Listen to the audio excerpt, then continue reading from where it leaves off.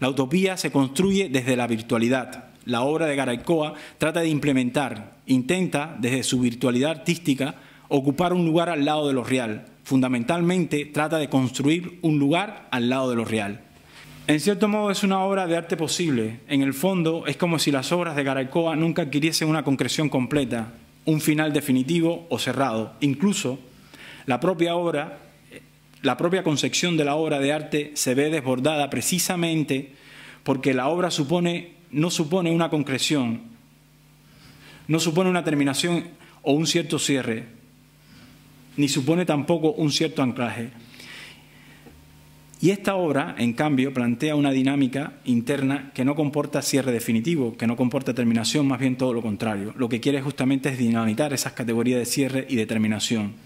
Es una obra que comienza a funcionar en un mundo posible, en segundo grado, por decirlo de algún modo, porque no olvidemos que la propia revolución es la utopía de la promesa de un mundo posible.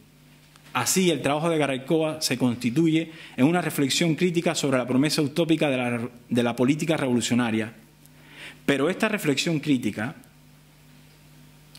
no responde solo a postulados políticos culturales, como sí, en este caso, respondió críticamente buena parte del arte de los años 80, sino que va más allá y responde a lo propiamente político de la revolución. Responde a la práctica política de la revolución.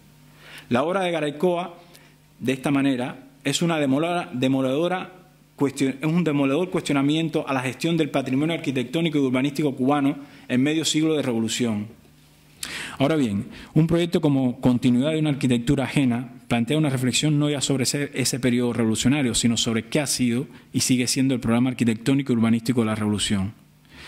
Esa especie de cooperativa, que ya se lo había enunciado, porque tiene ese aspecto, ¿no? O sea, cuando uno ve y cuando uno conoce el fenómeno de lo que fue la microbrigada, es como si fuese un traslado de esa cooperativización al estilo estalinista que se hicieron en los campos de Cuba, que de alguna manera también se trasladara ese esquema a lo que es este engendro de la microbrigada, ¿no?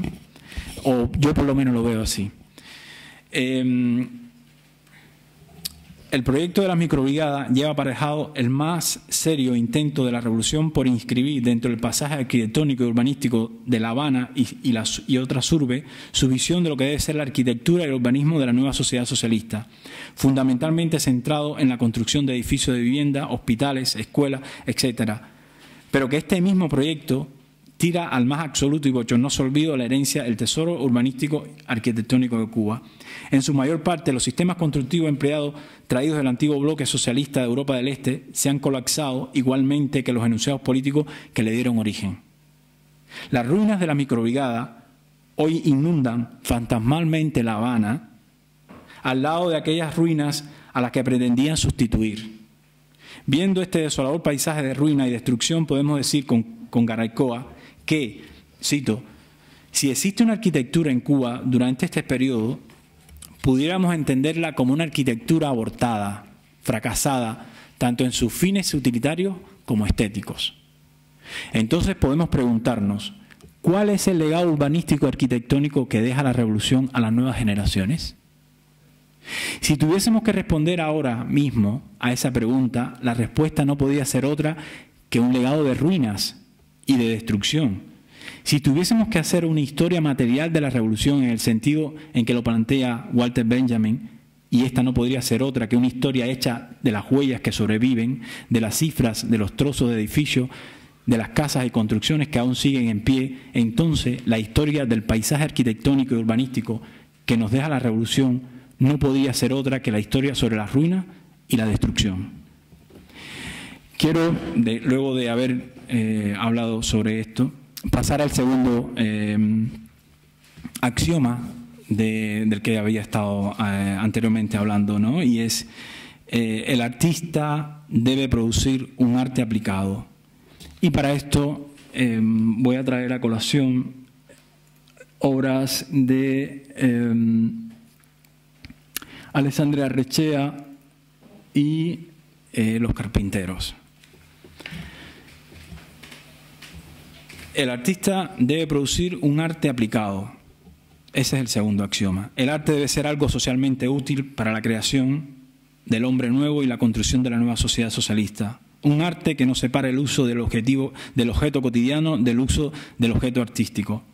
La obra de Alexander Rechea reacciona frente a dichos enunciados, invirtiendo este paradigma del arte con una función política, del arte como un arma de la revolución, creando objetos que no funcionan, produciendo objetos que dejan en suspenso el uso para el cual fueron creados.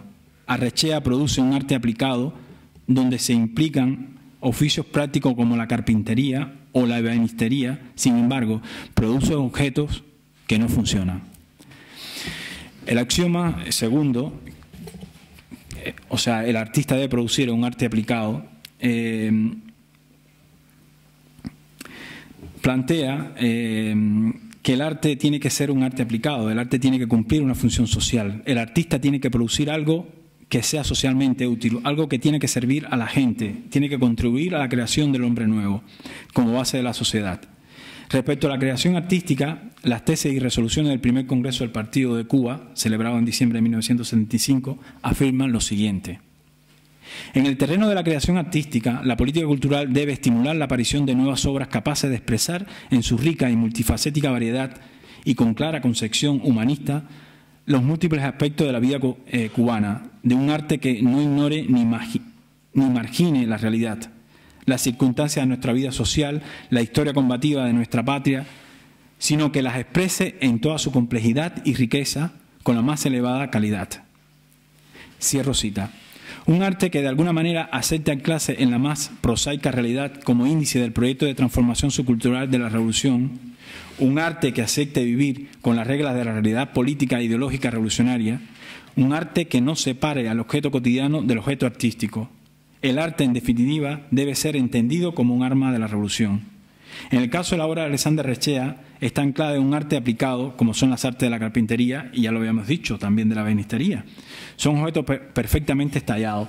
Aquí, por ejemplo, podemos ver, esto es un balón que está lleno de pequeñas sillas en representación a lo que sería un teatro. ¿Cómo hacer que un objeto que es funcional no funcione? Es como invertir el paradigma práctico de la Bauhaus. Si la Bauhaus realiza objetos que son prácticos y funcionales desde la concepción de un arte aplicado, Alexander Rechea va a hacer una aplicación de arte para crear objetos que no funcionan. Es importante recordar que la revolución desde sus enunciados políticos quiso también construir la idea de un arte aplicado. Sin embargo, la obra de Rechea comienza a producir objetos de apariencia práctica, con índices que remiten a un carácter funcional del objeto, pero que en el fondo no funcionan. Son objetos que simulan un uso, pero que en realidad no cumplen objetivamente la función para la cual fueron producidos. Sus objetos escultóricos están divorciados de una lógica que atribuye significado al objeto en función de su referente físico.